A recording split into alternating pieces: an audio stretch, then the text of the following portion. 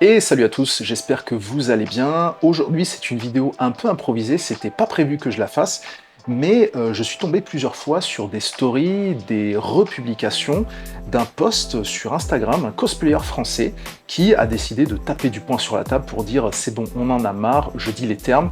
Et donc, quand j'ai vu ça, j'ai fait ça c'est intéressant. Lui, je commence à l'apprécier. C'est un cosplayer du nom de Mehdi One Taki, j'espère que je j'écorche pas le nom. Et au-delà du fait qu'il a fait un post très intéressant, il a aussi un cosplay de Jafar qui est ultra stylé. Alors, en plus, Jafar, c'était mon méchant Disney préféré. Je suis pas fan des Disney, mais je vous avoue qu'Aladin, c'est un peu mon enfance. Et je pense qu'il est intéressant. Je pense qu'on va étudier le gars. Donc, il y a son Instagram en description de la vidéo. Donc, si vous voulez aller checker, n'hésitez pas. Et donc, il a commencé ce post par le suivant. J'ai peur de ce que devient le cosplay, pas parce que le milieu change, il a toujours changé, mais parce que j'ai l'impression qu'on remplace progressivement les codes du cosplay par ceux de l'influence. Et ça, malheureusement, de plus en plus avec la montée en puissance des applications comme TikTok ou Instagram qui permettent de faire des vidéos, de faire des vues, et après, bien sûr, comme il a expliqué, d'avoir de l'influence. Donc c'est un peu un effet domino, mais qui a une répercussion non négligeable dans le monde du cosplay, et c'est ce qu'on va essayer de déterminer ensemble. Les micro-influenceurs. Je vois de plus en plus une génération de micro-influenceurs en cosplay plutôt qu'une génération de cosplayers. Le problème n'est pas avoir des abonnés, de faire des photos ou d'acheter son costume. Le problème commence quand tout tourne autour des vues, des collaborations, des invitations, des guests et des contacts, quand on ne demande plus qu'est-ce que tu fais, mais combien d'abonnés tu as. Alors, c'est assez intéressant la question de la micro-influence, et je suis d'accord avec le fait que pour quelqu'un comme moi qui a été dans le cosplay pendant une dizaine d'années, j'ai mis du temps à avoir un certain nombre d'abonnés. Pour celles et ceux qui ne le savent pas, ça fait 12 ans que je suis dans le cosplay, et très prochainement, je vais atteindre les 10 000 abonnés. Pour moi, c'est la consécration de plus de 10 ans de travaux, de recherche d'algorithmes, de recherche d'audience, de niche, et honnêtement, je vais vous avouer, ça me fait énormément plaisir. Mais il est vrai qu'il y a pas mal de cosplayers, ou plutôt, on va pas dire des cosplayers, on va dire plutôt des gens qui, dès que TikTok et Instagram a explosé, en 2-3 ans, ils ont accumulé des milliers et des milliers de followers parce qu'ils ont compris comment l'algorithme fonctionnait, et ils s'en sont servis justement pour avoir plus d'audience et par corollaire d'avoir une rémunération derrière. C'est la monétisation qui donne envie de s'afficher un peu plus sur les réseaux, parce que techniquement, dans les années 2012, même un peu avant, 2010 jusqu'à 2018, c'était pour moi ce que j'appelle la peak période dans le monde du cosplay. C'était niche, on était vus un peu comme des gens bizarres, mais on avait notre communauté, on était tranquille. Il y avait quelques dramas de temps en temps, mais c'était un peu le jeu, quoi, comme dans n'importe quelle communauté, dans n'importe quel centre d'intérêt. Mais c'est vrai que maintenant, alors j'ai remarqué qu'il y en a beaucoup qui sortent de nulle part, et ils accumulent un nombre incalculable de followers et de vues. Honnêtement, je vais pas leur en vouloir, c'est très bien, c'est le jeu, hein. Soit tu gagnes, soit tu perds. Mais il y en a qui ont saisi le business et qui s'en sont appropriés. Et paradoxalement, je suis tombé sur un cosplayer qui a fait une publication pour le moins étrange.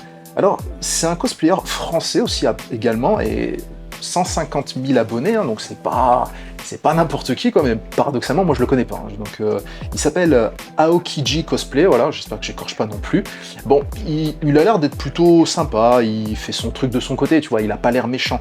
Mais il a fait un post qui est un peu étrange, il a expliqué « Why cosplayers should be paid ?» Pourquoi les cosplayers devraient être payés. Et en fait, c'est un slide où il explique qu'en fait, le cosplay, c'est un vrai travail, ça demande des heures, parfois c'est fait par des professionnels, parfois c'est même une ressource de revenus, qu'il faut faire de la visibilité, il faut avoir de l'engagement auprès des personnes qui cosplayent, donc il faut que l'audience suive derrière, donc il faut derrière que son audience paye le cosplayer, parce que le cosplay, c'est aussi beaucoup d'usure, hein. Quand tu fais les shootings ou quand tu vas en convention, ça use évidemment, et ça permet justement d'augmenter sa visibilité, d'avoir de la sociabilité, tout ça. Et en fait, c'est un peu paradoxal, vous voyez, et en plus, vous voyez, je viens de remarquer qu'il a désactivé les commentaires. Je pense que le pauvre, il a dû se prendre une sauce. Et quelque part, c'est pas étonnant, parce que la première question à se poser, c'est être payé, certes, mais par qui? Par qui? Par une entreprise? Ou par l'audience? Ça, l'audience, on se la construit au travers de son travail. Voilà, je vois pas pourquoi moi je devrais payer quelqu'un juste parce qu'il a fait un cosplay. Il a fait un cosplay, c'est cool, c'est son truc, tu vois. Et c'est ça en fait, la dissonance que je retrouve beaucoup de fois dans le cosplay, c'est que tu as des personnes qui vont dire quelque chose, mais qui vont faire totalement l'inverse. Ou alors qui vont faire des choses et qui disent après complètement l'inverse. En général, c'est plutôt la deuxième option. Et le souci, c'est que derrière, ça encourage des gens à ne voir que l'appât du gain, parce que là on parle de monétisation, hein, là on parle d'argent, où on va inciter les personnes qui ne sont pas du tout dans le milieu à se dire voilà un business intéressant, comme ouvrir un restaurant. Ah, c'est pas comparable, mais il y a l'idée, vous voyez ce que je veux dire, c'est trouver une audience, trouver une niche et se l'approprier. Et au final, on pourrait malheureusement se retrouver avec des gens qui sortent de nulle part, qui vont juste aller sur Cosplay Shop ou... non, pas Cosplay Shop, ils vendent du matériel. Comment ça s'appelle Easy Cosplay ou je ne sais quel, site chinois un peu bizarre, ou même sur AliExpress, hein, pourquoi chercher plus loin. Ils vont revêtir un personnage, et ils vont faire des pranks, des bêtises dans la rue, bref, ils vont essayer d'avoir de l'audience et derrière de la monétisation.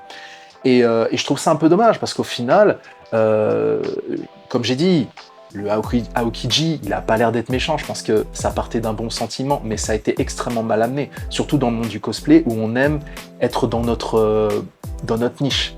On aime en parler, parce que ça fait plaisir pour les gens qui ne savent pas ce que c'est que le cosplay, mais n'amenons pas des gens qu'on connaît pas et qui vont dénaturer un peu ce qu'on fait. Voilà, ça fait des années qu'on essaye un peu de montrer aux gens que faire des cosplays, c'est pas seulement porter des costumes, c'est pas seulement faire les clowns dans la rue comme certains que je vois sur TikTok, il y aura une dégénérescence de plus en plus, ça me termine. Non, c'est des gens qui sont passionnés par un personnage inspiré d'une franchise et qui veulent rendre ce personnage plus vivant. Ça, tu le vois en convention, tu le vois maintenant en vidéo, en réel, je vois des réels qui sont magnifiques, elles sont superbes et qui rendent le personnage beaucoup plus crédible. Mais voilà, bon, faut pas lui jeter la pierre, mais je comprends mieux pourquoi il a désactivé ses commentaires. Je pense qu'il a dû se prendre une sauce, le pauvre. Mais voilà, bon, allez pas l'harceler, hein, ça sert à rien. Mais voilà, je pense qu'on a compris. La course à la photo. J'adore avoir de belles photos, j'aime qu'on reconnaisse mon personnage ou mon travail, mais la photo n'est pas le but du cosplay. Intéressant ça. J'ai parfois l'impression de voir des gens se promener, cosplayer, uniquement pour produire du contenu, plutôt que des cosplayers qui aiment réellement le personnage et l'univers qu'ils incarnent. Les réseaux devraient servir à montrer notre passion ne devrait pas devenir un outil pour développer nos réseaux. Alors, dans un temps où on a la possibilité de pouvoir montrer son travail au travers de petites vidéos, de réels, moi c'est comme ça que ça a explosé, hein. J'ai fait quelques réels comme ça avec mon Space Marine, ça a explosé. Bon, je vais pas l'encenser, on le sait, je vais pas en faire la promotion, et ça me fait plaisir pour mon ego, c'est super. Je pense même, je voulais faire justement un message concernant l'ego, je pense que c'est important d'en avoir, mais de ne pas non plus se gargariser d'avoir un nombre d'abonnés. Voilà. On peut faire une célébration pour, à la rigueur, les 10 000 abonnés. Moi, je vais en faire un, mais je vais pas en faire un pour les 11 000, 12 000, 15 000. À la rigueur, toutes les dizaines, et encore, je pense que ça servira à rien, pour la simple et bonne raison que c'est une perte de temps.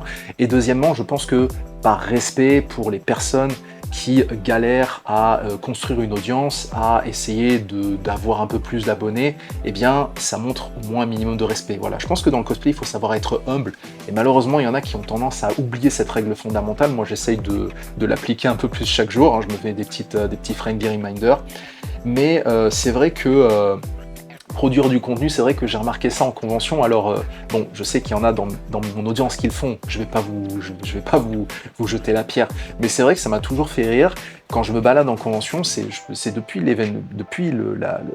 la montée en puissance de TikTok ou Instagram, quoi, des petites vidéos courtes, c'est que les gens prennent un trépied, ils sont en convention, hein, tu te promènes en convention, ils ont un trépied, ils ont leur caméra, en fait ils dansent devant leur caméra.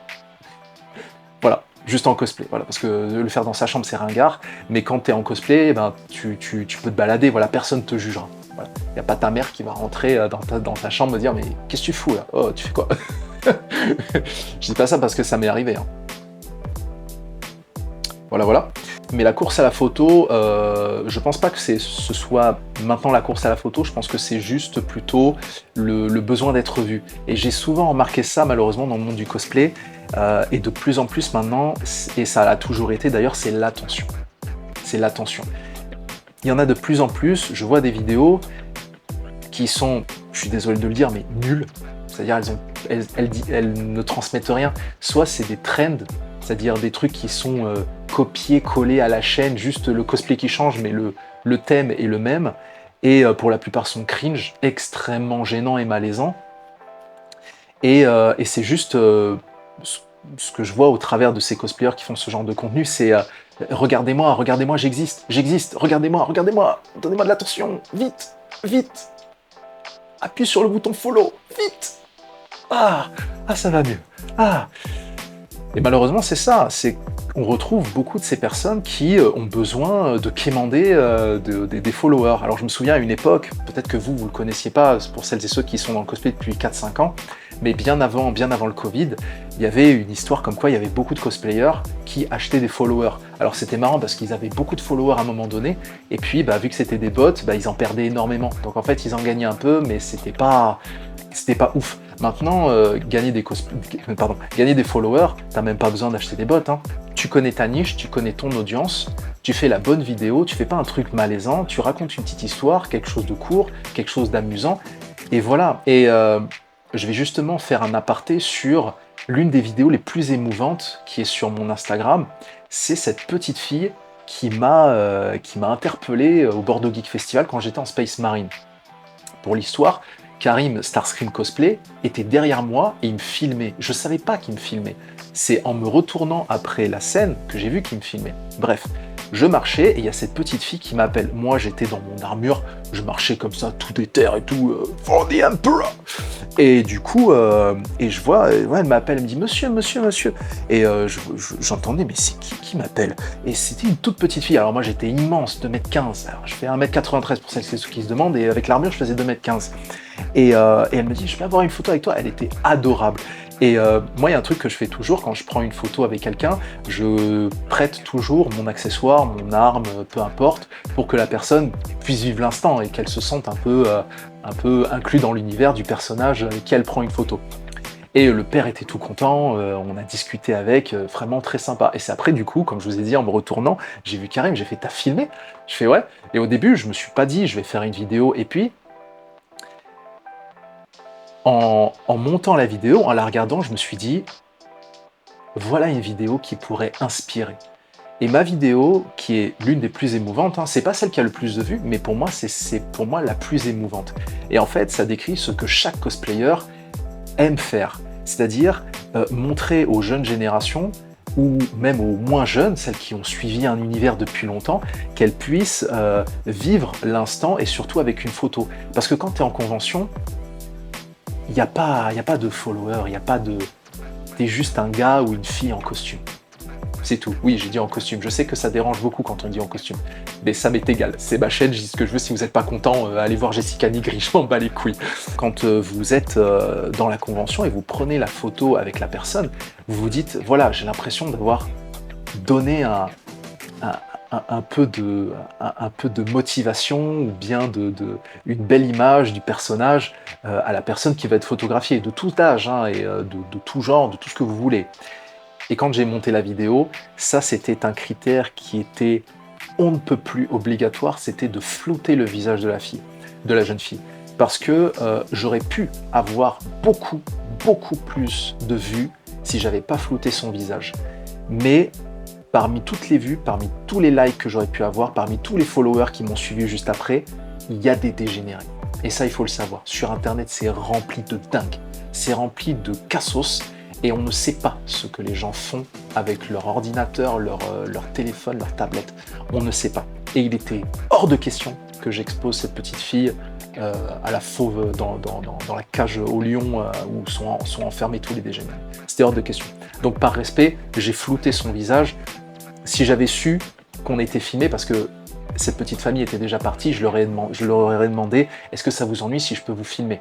Voilà, bon, le papa est adulte, donc je pense que ça l'aurait pas dérangé, mais la petite fille, c'était hors de question. Et n'importe quel enfant qui demande une photo avec moi sera toujours flouté. Voilà, c'est esprit de Salamanders. Voilà, pour ça, on m'a beaucoup félicité hein, d'avoir flouté le visage d'un enfant. C'est quelque chose que je ne peux pas me soustraire. Voilà, c'est une règle fondamentale. Si je le fais, c'est comme si je me mentais à moi-même. Voilà, c'est tout ce que j'avais à dire. Fin de l'aparté. Nous ne sommes pas du contenu.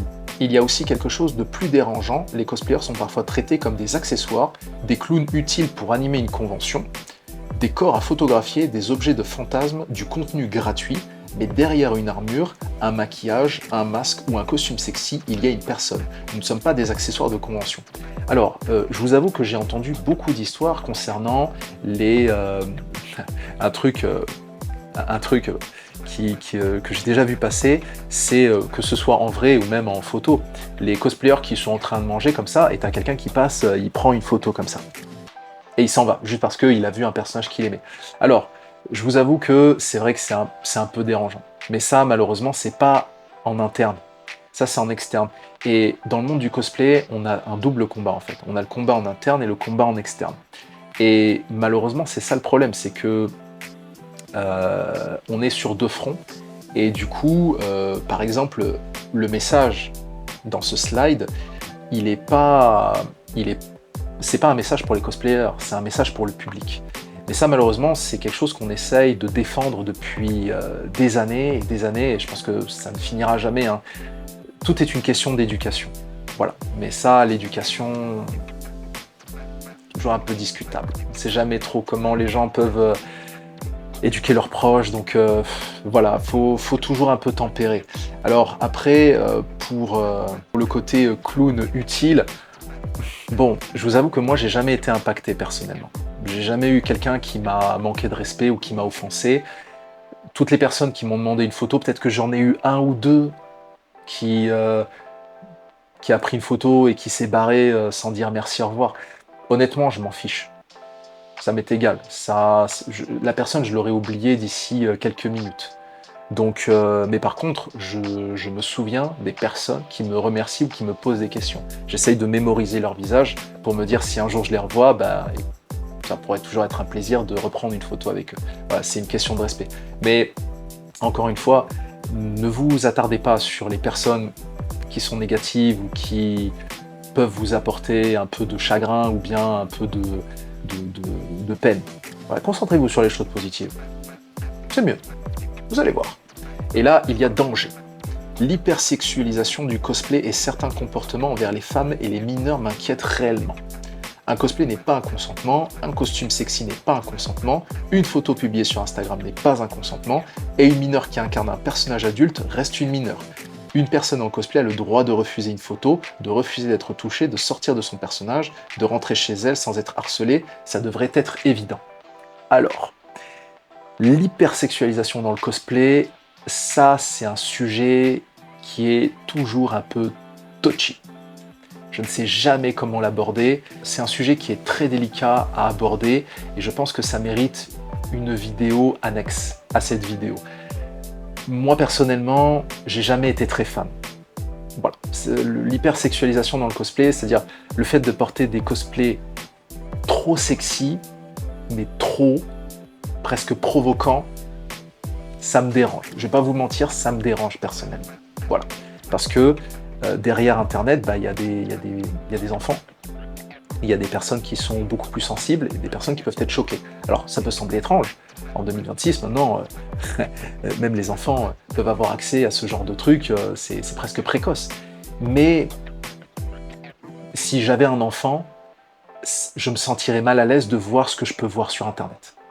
Voilà. Sachant qu'en plus, juste en petit aparté encore une fois, la plupart des cosplayeuses, parce qu'en général c'est les cosplayeuses qui font de l'hypersexualisation, je suis désolé, c'est les termes, hein, après, prenez ça comme vous voulez, c'est que la plupart d'entre elles, pour revenir sur les micro-influenceuses, elles portent un costume ou un cosplay d'un personnage qu'elles connaissent pas, d'un univers random, mais ça fait des vues. Voilà, ça fait des vues. Mais derrière, il n'y a pas l'âme. Vous voyez ce que je veux dire? Bon, déjà, c'est des cosplays qui sont achetés. Alors, j'ai rien contre les personnes qui achètent du cosplay. Mais acheter du cosplay juste pour faire du contenu en mode « Regardez-moi, regardez-moi, donnez-moi des vues, vite, vite, des followers, des vues, vite !» Mais enfin, voyons. Vous voyez ce que je veux dire? on en revient là. Donc comme je vous ai dit, l'hypersexualisation dans le cosplay, c'est toujours un sujet à prendre avec des pincettes. Et je ferai une vidéo à ce sujet, je pense, si j'arrive à trouver assez de témoignages et assez d'arguments pour appuyer mes propos. Mettez-moi en commentaire si vous êtes intéressé pour que je vous fasse une vidéo sur le sujet. Et enfin, dernier slide, je ne veux pas opposer les anciens aux nouveaux. Bien sûr. Je veux que les nouveaux découvrent aussi ce que faisait la richesse de cette communauté, être des geeks un peu bizarres avec d'autres geeks un peu bizarres. Alors, il me semble qu'on ne dit plus geek maintenant, on dit nerd, les nerds, voilà. C'est un pote à moi qui m'a dit ça, il m'a dit qu'en 2026, on ne dit plus geek. C'est apparemment péjoratif. Je sais pas, moi j'accepte, il n'y a pas de problème. Hein. J'aime bien, ça rappelle un peu, c'est le Golden Age. Voilà.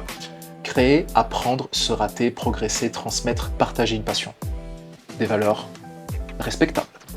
Je préfère qu'un nouveau cosplayer regarde une armure incroyable et dise « Un jour j'aimerais savoir faire ça », plutôt que « Combien d'abonnés il faut pour devenir guest ?» Peut-être que je me trompe, et j'espère sincèrement me tromper, mais je préfère passer pour un vieux con aujourd'hui, plutôt que regarder cette communauté perdre demain sa passion, son humanité et sa sécurité, sans avoir rien dit. Mais voilà un post qui aura été très intéressant à étudier, et au final, notre cher Mehdi Wantaki prône des valeurs que j'ai essayé d'expliquer à la communauté cosplay depuis longtemps. Bon, à un moment donné, j'ai laissé tomber, parce que j'explique, mais tu le prends pas, tu fais ce que tu veux. Mais j'aime à penser que vous ayez 10 000 abonnés, 1 million d'abonnés, ou un nombre incalculable d'abonnés, n'oubliez pas que vous êtes parti petit, et que vous avez mis du temps à construire votre audience. Et comme je dis toujours, memento mori, c'est du latin. Rappelez-vous, vous allez mourir. Vous naissez, vous mourrez, au début il se passe des trucs. Mais à la toute fin, on disparaît tous. Alors même si vous avez des millions d'abonnés, vous ne les emporterez pas dans la tombe. Ça fait toujours un peu d'ego, comme ce que je vous ai dit, de l'ego positif. De se dire, voilà, on se lève le matin, on regarde son téléphone, 50 likes, 20 followers, un nombre incalculable de repartages, ça fait toujours plaisir. Et encore, j'ai dit 50 likes, ça aurait pu être plus, mais ça fait toujours plaisir. Et c'est important même pour l'ego. Vous voyez, le Aokiji disait qu'il faut être monétisé pour son travail. Je ne suis pas de cet avis-là. Moi, j'aime à penser que si derrière, il y a des gens qui nous suivent, c'est ok. Et de toute façon, le cosplay, c'est pour nous, c'est pas pour les autres. Si vous le faites pour les autres, vous êtes perdant. Vous n'allez pas durer. J'ai vu des gens qui se sont lancés dans le cosplay, qui ont essayé parce qu'ils se sont dit « Ouais, je vais avoir plein d'audience, tout ça », ils n'ont pas tenu. Ils n'ont pas tenu parce que c'était pas ancré en eux. Voilà, c'est comme youtubeur. Il y a des gens qui copient ce que les autres font parce qu'ils se disent « Oh, moi je vais faire la même vidéo, le même thème, je sais pas, sur... je sais pas, j'ai vu récemment un débunkage sur l'histoire de Villebrequin, ce qui s'est passé. Et il y a des gens qui ont voulu se lancer dans le YouTube auto, mais ils y connaissaient pas grand-chose. Ils ont abandonné. Donc voilà. Et puis se dire qu'au final, si vous le faites par passion, faites-le authentiquement. Voilà. Alors, les followers, pour moi, c'est un peu comme l'argent quand vous fondez une entreprise. Ce n'est que la conséquence de votre dur labeur. Donc n'essayez pas de prouver que vous avez eu tant de followers depuis tant, parce que ce que j'ai remarqué, et je suis sûr que si vous êtes dans le cosplay, vous avez dû remarquer, c'est que beaucoup en jouent. Voilà, beaucoup font un peu ce que j'appelle les princesses. Ils essayent de montrer, c'est-à-dire, ils sont en convention, c'est-à-dire, pour eux, il faut que tu t'écartes. Hein. Tu t'écartes parce que, oyez, oyez, monseigneur, ma lady, attention, ployez le genou, Seigneur, grand prince. Faites révérence. Oh, la classe. C'est révérence. ça. Monseigneur, ma lady, c'est un saint homme. c'est ça en fait. Hein. Et il y a plein de gens comme ça qui en jouent et c'est pathétique. Et malheureusement, on en voit, on les voit, on sait. C'est juste qu'on les ignore parce qu'on se dit, bah, ces gens-là sont plus malheureux qu'autre chose. Donc voilà. Voilà ce que j'avais à dire sur ce post de notre cher cosplayer Mehdi Wantaki. C'est une longue vidéo. Je voulais parler de beaucoup de choses parce que c'était un sujet qui était très intéressant. mais je veux également votre avis, s'il vous plaît, en commentaire. Dites-moi ce que vous pensez du monde du cosplay, les nouveaux comme les anciens, et quand je dis les anciens, c'est au moins 6 à 7 ans d'ancienneté. Voilà, si vous avez commencé le cosplay en 2023, bon, vous êtes très jeune, vous êtes des baby cosplay, hein, je vais pas vous mentir. Mais dites-moi ce que vous pensez un peu de l'évolution, de comment ça a émergé, comment vous avez vu les crises, parce que c'est vrai que dans le monde du cosplay, il y a eu des arcs. Voilà, il y a eu des arcs drama, des arcs blackface, des arcs racisme, des arcs transphobie, des arcs de tout en fait. Voilà. Il y a de tout, on s'ennuie jamais dans cet univers. Mais pour rester sur une note positive, j'aime à penser que quand je vais en convention, de mon point de vue, quand je vais en convention, parce que c'est l'endroit où on se regroupe, voilà, c'est un peu la cour de récré, ben, je vois des gens formidables. Voilà. Je vois des gens cool, des gens qui sont pas là avec leur téléphone à vite. Regarde, est-ce que tu peux t'abonner? Scanne le code, scanne. Non, je vois juste des gens qui me demandent des photos, ou alors des gens qui me disent ouais, c'est cool ton cosplay et tout, vas-y, tu peux me donner des conseils, tout ça. Bien sûr. Tu vas sur ce site, t'achètes ça. Et si tu as besoin de quoi que ce soit, tu m'envoies un message. Je te répondrai peut-être pas de suite, mais j'essaierai de faire au mieux. Voilà, c'est tout. Une vie de paix. It's a peaceful life. Voilà, c'est la fin de cette vidéo. J'espère que ça vous a plu. Elle a été un peu longue, mais j'espère qu'elle inspirera beaucoup. Et n'hésitez pas à la partager, à l'envoyer à vos proches, à vos collègues du cosplay. Et d'ici là, je vous dis à la prochaine. Prenez soin de vous et à très bientôt.